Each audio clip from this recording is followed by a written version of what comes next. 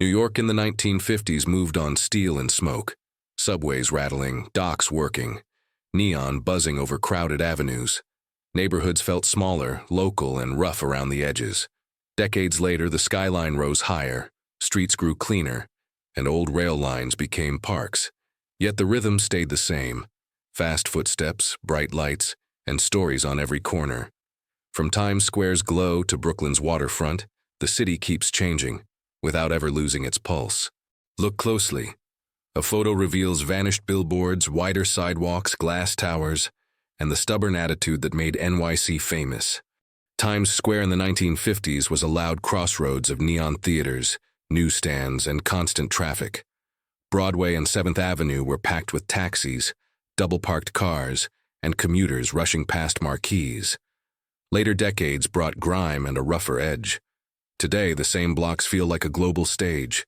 Bright LED towers, renovated theaters, chain stores, street performers, and huge pedestrian plazas where cars once ruled. Still chaotic, but cleaner, safer, and built for crowds and selfies. At night, the light is so intense it turns the street into daylight, and every language seems to echo at once. Bryant Park once felt like a forgotten pocket behind the New York Public Library. In the mid-20th century, it could be quiet, worn, and at times avoided, with fewer reasons to linger. Over the years, a major revival reshaped it into a welcoming midtown living room.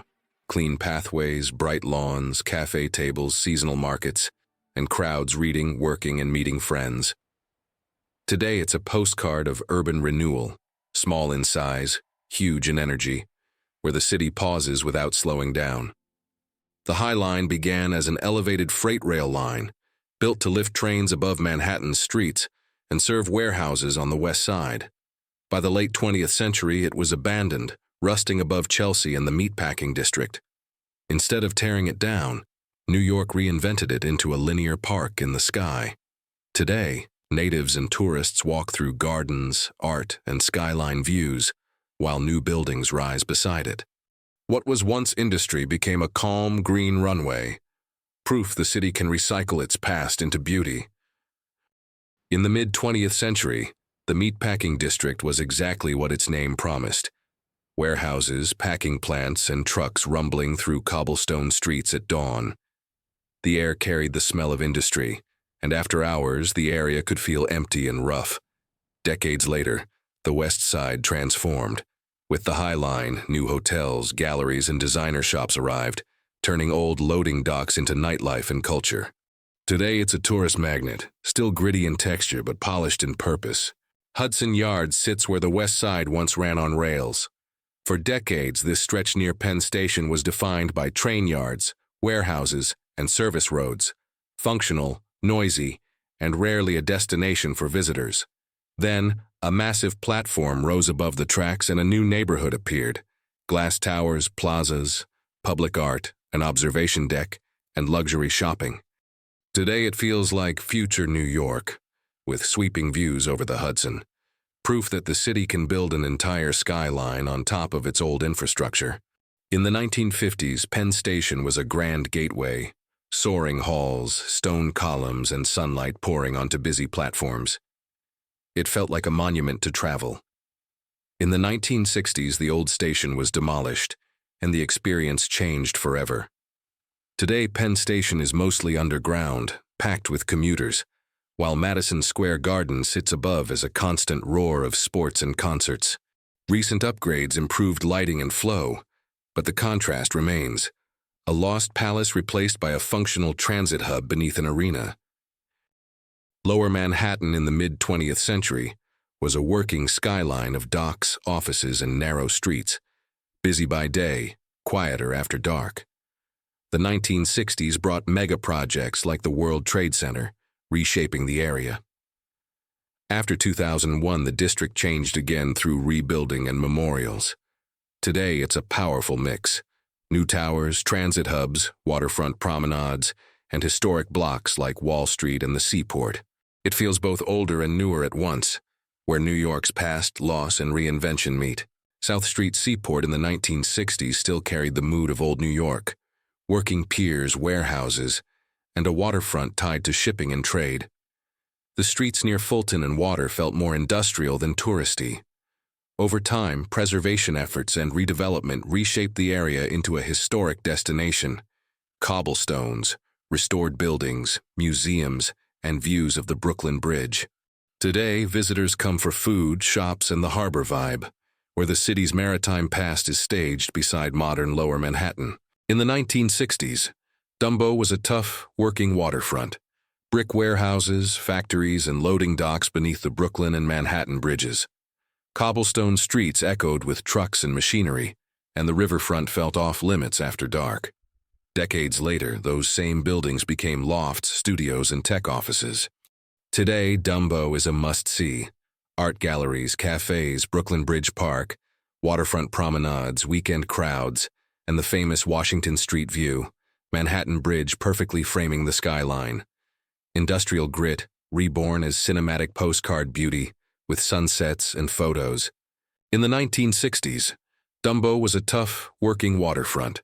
Brick warehouses, factories, and loading docks beneath the Brooklyn and Manhattan bridges. Cobblestone streets echoed with trucks and machinery, and the riverfront felt off-limits after dark.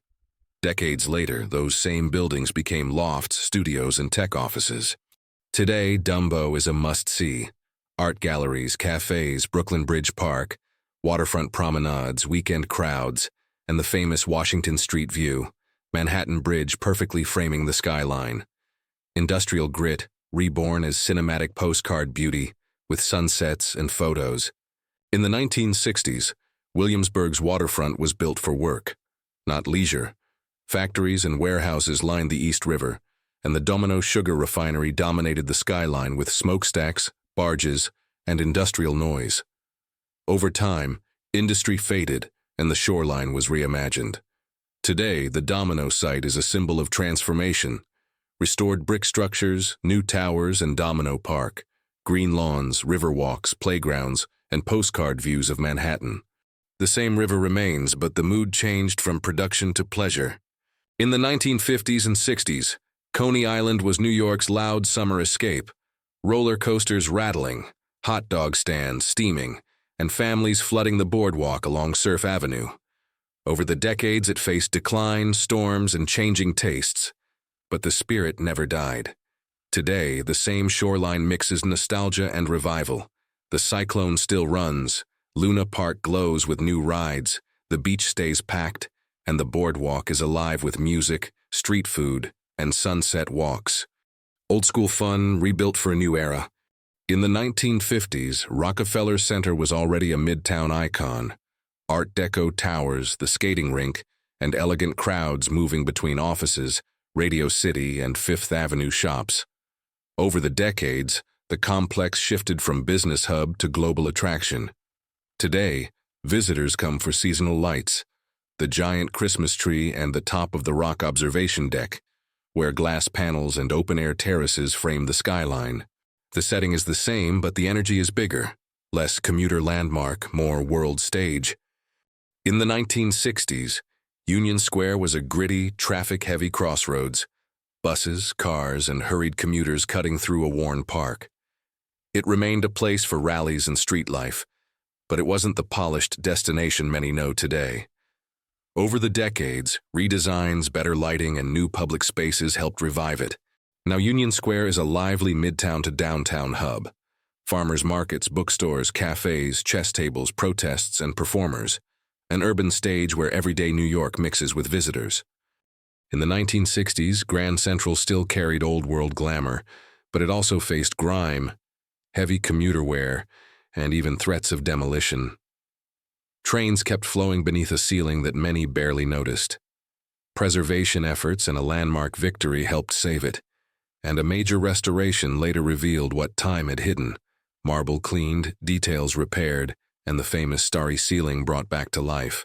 Today, the main concourse is a must-see, part transit hub, part museum, where travelers, tourists, and cameras meet under the clock. In the 1960s and 70s, Yankee Stadium was the house that Ruth built, a loud concrete cathedral where the Bronx gathered for baseball legends. The neighborhood around it felt tougher, and the stadium aged with the city. In 2009, a new Yankee Stadium opened across the street, changing the entire experience. Wider concourses, modern seating, giant screens, and a more polished fan zone. Today, the old spirit remains. Chants, pinstripes, and history, now wrapped in a brighter, more commercial, tourist-friendly package.